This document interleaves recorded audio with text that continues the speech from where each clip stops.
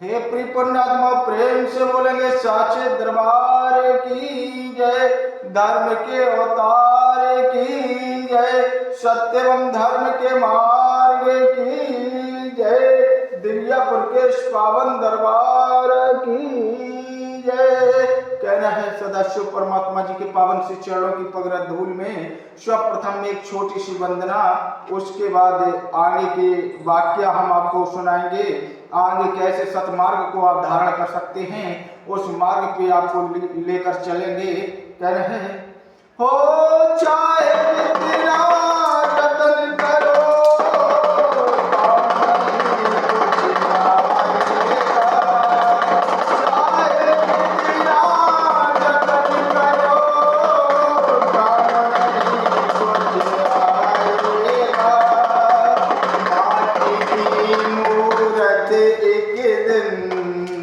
माटी में मिल जाएगा।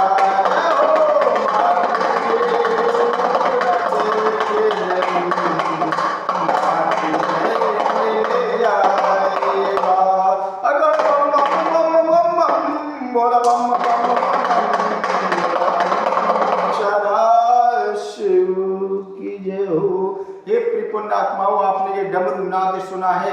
ये डमरू नाद आज आपको विशेष रूप से सुनाया जा रहा है, क्योंकि युग परिवर्तन श्रृंखला में ये डमरू नाद एक अहम भूमिका निभाने वाला है।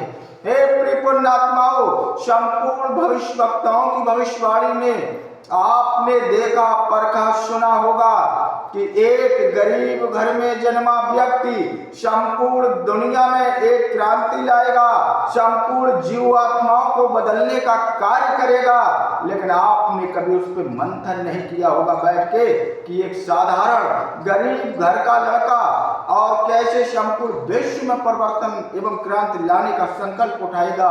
ये क्या संभव हो पाएगा? यही सब बदलाने और सिखलाने के लिए आज स्वयं हम आपके समक्ष हाजिर एवं उपस्थित हुए हैं।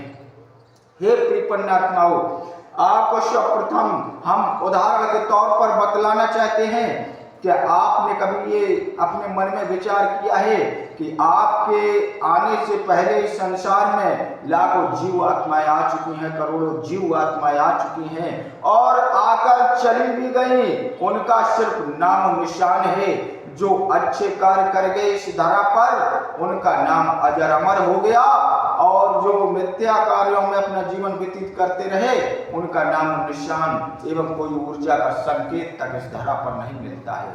क्योंकि हे प्रिय आत्माओं, इस धरा पर इस मृत लोक में जो भी जीव आत्माएं अच्छा कार्य करती हैं उनको या तो इस पृथ्वी पर मृत्यु के उपरांत काफी दिनों के लिए ठहराव दिया जाता है कि जाएं और धर्म का प्रचार प्रसार करवाएं एवं सत्य वाणी सत्य संतों की रूह में रूह मिला करके और सत्य एवं धर्म की ध्वजा को आगे फहराएं।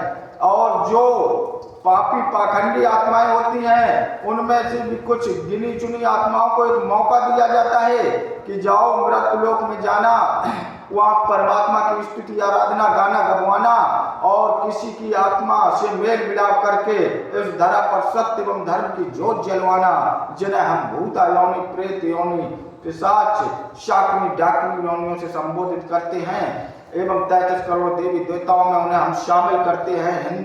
हिंदू लोगों के लिए खासकर आज बतलाना चाहते हैं हम कि हे प्रिय आत्माओं, वो आत्माएं क्या करती हैं कि यहाँ मृत्यु लोक में आने के बाद दूसरी आत्माओं को भी दूषित करने का कार्य करती हैं।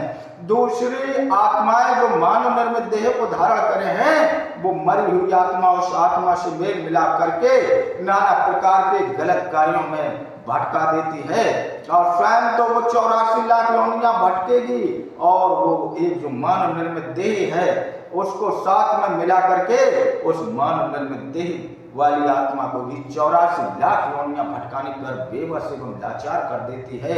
ऐसे अपराध उस आत्मा द्वारा ऐसे गलत कार्य नियमित कराए जाते हैं जिससे उस आत्मा को नाना प्रकार की प्रताड़ित होना पड़ता है। वहाँ धर्म द्वार पर धर्मराज और वहाँ पर के समीप, चंद्रगुप्त के समीप। इसलिए हे कृपणात्माओं, आज हम आगे की कड़ी में बतला रहे हैं, आज इससे पहले इस धरा पर कितनी जीव आत्माएं आई और उन्होंने क्या क्या इस धरा पर बनाकर आपके सुख सुविधाओं के लिए देकर गए हैं। किसी ने एसी का निर्माण किया, किसी ने कूलर का निर्माण किया, किसी ने फ्रिज का निर्माण किया, किसी ने ट्रैक्टर का निर्माण किया, किसी ने बस का निर्माण किया, कोई रेलगाड़ी बना के गया, कोई बल्ब बना के गया, क्या क्या वस्तुएं बना के गया। और उसी वस्तुओं से आज मानव इतना आलसी हो गया है इस धरा पर कि उसी वस्तुओं का उपयोग करके अपने जीवन को उसमें ढाल लेता है, वो बनाए हुए वस्तुओं में, और फिर परमात्मा को भूल जाता है। वो अपने यहाँ मृत लोक में आके नाना प्रकार के गलत तरीके से, गलत ढंग से कमाए हुए पैसों से हरे सुख एवं सुविधा को अर्जित करके और अंततः मृत्यु को प्राप्त होता है, वो मोक्ष को प्राप्त नहीं हो सकता। अगर जब हमारे बड़े बुजुर्ग इस धरा पर आए हमसे पहले, उनका नाम निशान तक नहीं है, उन्होंने क्या क्या सुख सुविधाओं के लिए ये संसार में अनेकों प्रकार की विश्वकर्मा महाराज की आज्ञा अनुसार नाना प्रकार की वस्तुओं का निर्माण किया है। आगे आने वाली पीढ़ी सिर्फ इंटरनेट पर निर्भर है, ये भी बहुत गलत है। सिर्फ इंटरनेट के माध्यम से मानव निर्मित जीवन संभव नहीं है। इंटरनेट के माध्यम से हम मानव जीवन को विलुप्त करने का कार्य करेंगे, ये संभव कर सकते हैं, बल्कि मानव निर्मित जीवन इस देह को आप 100 वर्षों से अधिक बढ़ा नहीं सकते हैं, क्योंकि आपको उनकी तरंगों द्वारा, उनकी किरणों द्वारा आपको कहीं ना कहीं मानव निर्मित ये जो चिप है यहाँ मस्तक पर, इसको वहाँ मेल मिला करके इंटरनेट द्वारा आपको अंदर अंदर खोखला करने का कार्य भी हो सकता है। हे पुण्यात्माओं, आज से पहले, अनेकों वर्षों पहले जब हमारे बड़े बुजुर्ग इस धरा पर नाना प्रकार की वस्तुओं का निर्माण करके गए हैं, क्या आप कभी कोई वस्तु का निर्माण नहीं कर सकते?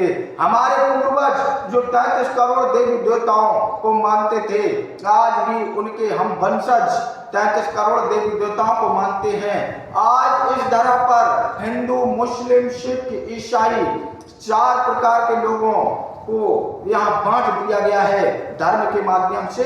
ये यहाँ पर आने वाले अपने सुख सुविधाओं के लिए पंडितों एवं ब्राह्मणों ने ये सुख सुविधाओं के लिए कह दिया कि ये फलाने, ये ठिकाने हैं।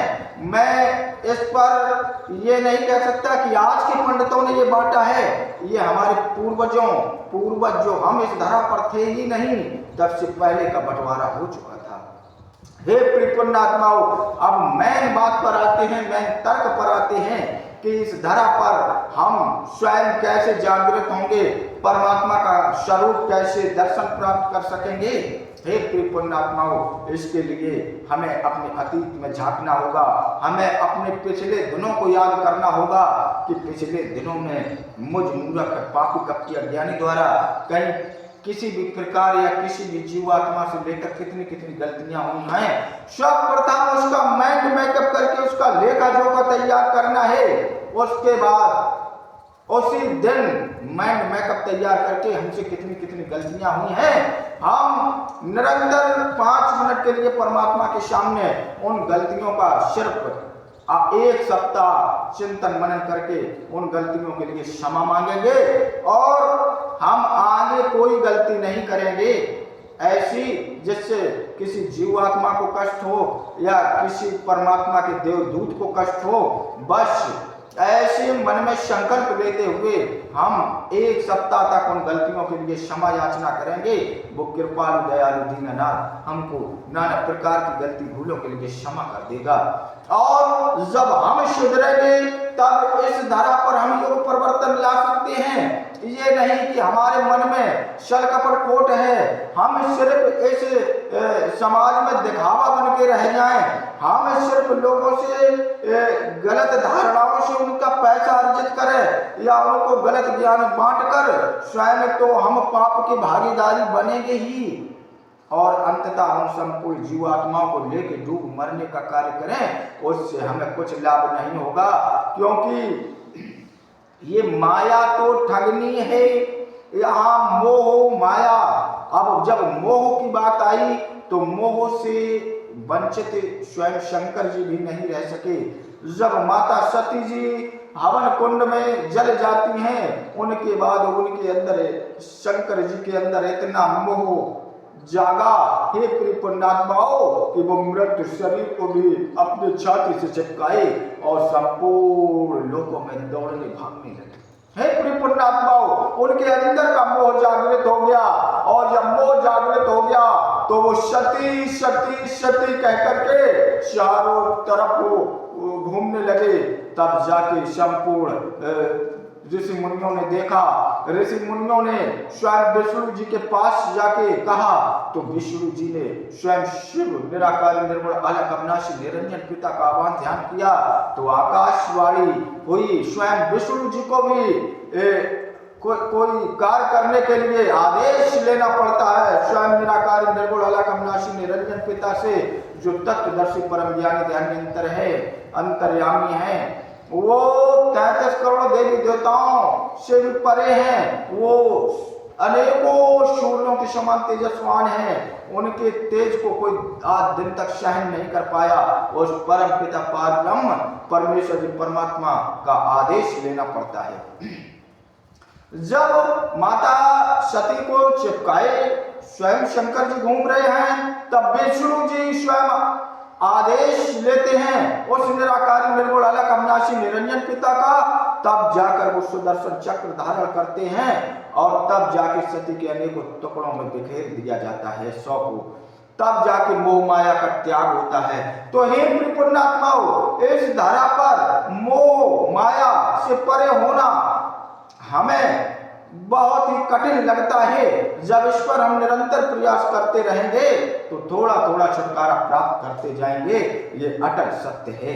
एकदम अगर चाहो कि मोह को छोड़ दें तो मोह एकदम नहीं छोड़ा जा सकता है, और माया से हमें नाना प्रकार के गलत भाव विचार आएंगे।